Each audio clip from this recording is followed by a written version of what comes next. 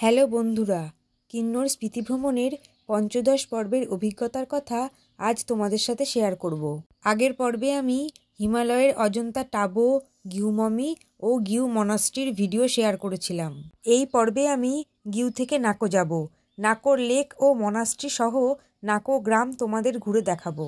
গিউ থেকে যাত্রা শুরু করে কিছুক্ষণের মধ্যে আমরা পৌঁছে গিয়েছিলাম সুমডো চেকপোস্টে। সুমডো হলো এমন একটি জায়গা যেখান থেকে লাহুল স্পিতি জেলা ও কিন্নর জেলা ভাগ হয়ে যায়। সুমডো চেকপোস্ট পার করে স্পিতি নদীর এই ব্রিজে উঠেই আমরা স্পিতি ভ্যালি ছেড়ে কিন্নর জেলায় প্রবেশ করেছি। যদিও রুক্ষ পাহাড় কিন্তু এখনো আমাদের সঙ্গ ছাড়েনি। সুমডো থেকে নাকোর দূরত্ব মোটামুটি 35 কিলোমিটার মতো। স্পিতি নদী এবারে আমাদের বাঁ দিক দিয়ে এগিয়ে চলেছে।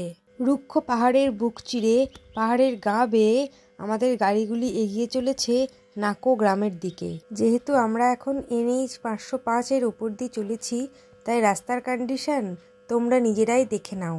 খুব ভালো রাস্তা হওয়ার কারণে রাস্তার প্রতিটি বাঁক খুব ভালোভাবে উপভোগ করছিলাম। সেই সাথে জার্নিও অনেক বেশি কমফোর্টেবল লাগছিল। এই রাস্তায় বর্ডার রোড অর্গানাইজেশনের লোকেরা সবসময় পরিশ্রম করে চলেছে রাস্তা পরিষ্কার রাখার জন্য। পাহাড়ের উপর থেকে হঠাৎ যদি কোনো পাথর এসে গড়িয়ে রাস্তায় পড়ে, তৎক্ষণাৎ ওনারা তা সরিয়ে ফেলছেন যানবাহন চলাচলের সুবিধার্থে। এই রাস্তাতেই আমরা বিস্ময়কর চোখে দেখেছিলাম মালিং নালা। যদিও আমরা বর্ষার পরে যাওয়ার জন্য মালিং নালায় তখন একেবারেই জল ছিল না, তাই মালিং নালা ক্রস করতে আমাদের অভিজ্ঞ ড্রাইভার দাদাদের খুব একটা কসরত করতে হয়নি। নাকো গ্রামে ঢোকার আগে রুক্ষ পাহাড়ের ও নীল আকাশের ল্যান্ডস্কেপ ছিল চোখে পড়ার মতো। ঝাঁ চকচকে রাস্তা দিয়ে প্রচণ্ড গতিতে আমাদের গাড়িগুলি এগিয়ে যাচ্ছিল নাকোর দিকে। আর এই জায়গায় পাহাড়ের রূপ তা তোমরা নিজেরাই দেখে নাও। এসব দেখতে দেখতে কিছুক্ষণের মধ্যে পৌঁছে গিয়েছিলাম নাকোর রিকপা হোমস্টেতে, যেখানে আমার ও তুহিনাদির রুম অ্যালট করা হয়েছিল। রিকপা হোমস্টেতে ছিলাম আমরা 22 জন, বাকি 20 জনকে দেওয়া হয়েছিল নাকোর রিও পুরগিল হোমস্টেতে। সারাদিন জার্নির পর এতটাই ক্লান্ত ছিলাম যে হোমস্টেতে পৌঁছেই গা এলিয়ে দিয়েছিলাম বিছানায়। উঠেছিলাম ডিনারের সময়। চিকেন, ডাল ও ভাত দিয়ে ডিনার কমপ্লিট করে আবারও ঘুমের দেশে। আর হ্যাঁ, যে কথা না বললেই নয়, হিমাচল প্রদেশের নিগুলসারির কাছে ধসের কারণে সেই সময় রাস্তা বন্ধ ছিল, তাই তখন বাইরে থেকে খাদ্যদ্রব্য আসাও বন্ধ হয়ে গিয়েছিল এই গ্রামে।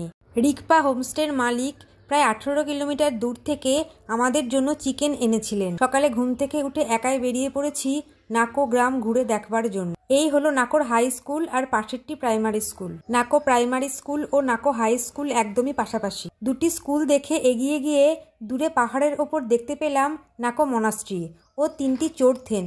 হিমাচল প্রদেশের কিন্নর জেলার শেষ গ্রাম এই নাকো। তবে জানিয়ে রাখি, এ পথে ভ্রমণের সুবিধার্থে সঙ্গে গাড়ি রাখাই শ্রেয়।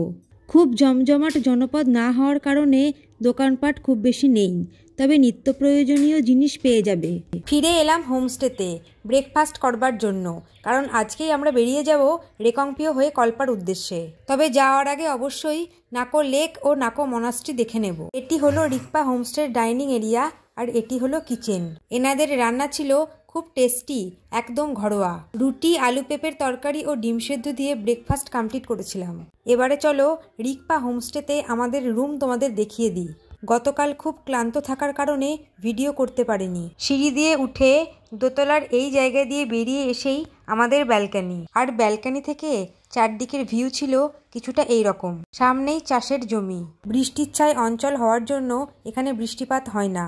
প্রকৃতি এখানে রুক্ষ থাকার কারণে এই এক ফসলি চাষের জমিতে এখানকার বাসিন্দারা খুব কষ্ট করে ফলান সামান্য কিছু শাকসবজি। আমাদের রুমের জানলা দিয়ে বাইরের দৃশ্যটা ছিল কিছুটা এই রকম। রুমে ছিল একটি ডাবল বেডের খাট, 2টি চেয়ার, একটি ড্রয়ার কাম টি টেবিল এবং একটি ওয়ার্ড্রব। আধুনিক সমস্ত সুযোগ সুবিধা নাকো গ্রামের সমস্ত হোমস্টেতেই রয়েছে। এবারে চলো তোমাদের টয়লেটটা একবার দেখিয়ে দিই। টয়লেটটিও ছিল পরিষ্কার পরিচ্ছন্ন। কমোড, গিজার, শাওয়ার, আয়না, বেসিন, বালতি, মগ এসব কিছুই ছিল। হোমস্টে থেকে বিদায় নেওয়ার সময় এখানকার মালিক আমাদের সকলকে এরকম একটি করে আলু বোখরা খেতে দিয়েছিল। এবারে দেখো আমরা পৌঁছে গিয়েছি নাকো মনাস্ট্রির সামনে। রুক্ষ পাহাড়ের বুকে মাথা উঁচু করে দাঁড়িয়ে রয়েছে এই মনাস্ট্রি। আর এর ঠিক পাশেই রয়েছে নাকো লেক যাবার রাস্তা। আর সেই রাস্তা ধরেই আমার সকল টিম মেম্বাররা দেখো লাইন করে এগিয়ে চলেছে নাকো লেকের দিকে। ভারত তিব্বত সীমান্ত ঘেঁষা এলাকায় রুক্ষ পাথরের পাহাড়ের কোলে 12,000 ফুট উচ্চতায় এক অদ্ভুত সুন্দর গ্রাম এই নাকো। আর জনসংখ্যা মোটামুটি 500 জনের কাছাকাছি। লেক যাওয়ার রাস্তাটি পুরোটাই গ্রামের মধ্যে দিয়ে। যাওয়ার সময় অনেক আপেল বাগান ও গবাদি পশু দেখেছিলাম। দূর থেকেই দেখা যাচ্ছিল পপলার, উইলো ও অ্যাপ্রিকট গাছের সারি। আর তার মাঝেই মাথা উঁচু করে দাঁড়িয়ে রয়েছে পাথর ও কাঠ দিয়ে তৈরি নাকো গ্রামের ঘরবাড়িগুলি। এবারে দেখো আমি পৌঁছে গিয়েছি সেই বহু প্রতীক্ষিত নাকো লেকের সামনে। লেকের চারধার পরিক্রমা করার জন্য এই রকম পাথরে বাঁধানো রাস্তা রয়েছে। সেই রাস্তা ধরেই লেক পরিক্রমা করার জন্য এগিয়ে যেতে লাগলাম। প্রায় 6 বছর আগে চিন্ময় নাথ দাদার ভিডিওতে প্রথম দেখেছিলাম এই নাকো লেক। তখন থেকেই মনের মধ্যে সুপ্ত ইচ্ছে ছিল এই স্থান ভ্রমণের। তখন অবশ্য এই পাথরে বাঁধানো রাস্তা ছিল না। এই লেকের জলের রং এক এক দিক থেকে এক এক রকম দেখতে লাগে। লেকের ঠিক পাশেই রয়েছে একটি রেস্টুরেন্ট। এই সাইনবোর্ডে লেখা আছে লেকের জলে পাথর ফেলা সম্পূর্ণরূপে নিষিদ্ধ। লেকের জলে বোটিং করার জন্য বেশ কয়েকটি বোটও রয়েছে, যদিও আমি বোটিং করিনি।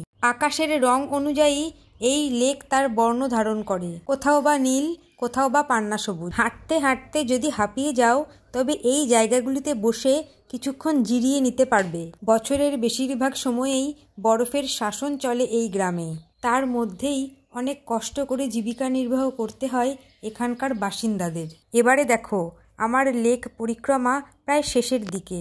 আর আমার অন্য টিম মেম্বাররা তখন এগিয়ে আসছে সবে লেক পরিক্রমা করবার জন্য। এই তো হাই, হ্যাঁ আমরা এসে গেছি, আপনিও হ্যাপি এনজয় করুন। চলুন। লেক পরিক্রমা করে আমি এসে পৌঁছেছি সেই জায়গায় যেখান থেকে প্রথম আমি লেকের দেখা পেয়েছিলাম। আর আমার অন্য টিম মেম্বাররা তখন নিজেদের মতো এনজয় করছিল। আর আমিও এই জায়গায় বসে কিছুক্ষণ রেস্ট নিচ্ছিলাম ও লেকের শোভা উপভোগ করছিলাম। জলের দিকে তাকিয়ে লক্ষ্য করলাম লেকের জলে প্রচুর ছোট ছোট মাছ খেলা করছে, যা আমি এতক্ষণ লক্ষ্যই করিনি। স্বচ্ছ জলের নিচে পরিষ্কার বোঝা যাচ্ছিল মাছেদের খেলা। বেশ কিছুক্ষণ ধরে উপভোগ করেছিলাম এই দৃশ্য। দূরে দেখো লেকের জলে আমার অন্য টিম মেম্বাররা বোটিং করছে, আর গাছের ফাঁকে উকি দিয়েছে রুক্ষ পাহাড়। অসম্ভব সুন্দর এই জায়গা দেখে সত্যিই মন ভরে গেল। একই পথ ধরে আবারও ফিরে এলাম নাকো মনাস্ট্রির সামনে। নাকো মনাস্ট্রি চত্বরটি একেবারে সমতল এবং অনেকটা বড়। এখানে অনেক গাড়ি একসাথে পার্কিং করানো যায়। মনাস্ট্রির ভেতরের দৃশ্যটি ছিল কিছুটা এই রকম। গৌতম বুদ্ধের মূর্তি ছাড়াও সিল্কের কাপড়ের উপরে অনেক দেবদেবীর মূর্তি ও নকশা করা ছিল। বাইরে এসে দেখতে পেলাম প্রাইমারি স্কুলের বাচ্চাদেরকে শিক্ষিকারা খেলাচ্ছেন। আমাদের টিম মেম্বার ধৃতিদি এদেরকে রুল পেন্সিল, চকলেট ও রবার উপহার দিয়েছিলেন। খাব ব্রিজ ও রেকংপিওর ভিডিও নিয়ে খুব তাড়াতাড়ি আসছি পরের পর্বে। ততক্ষণ পর্যন্ত সকলে সঙ্গে থেকো।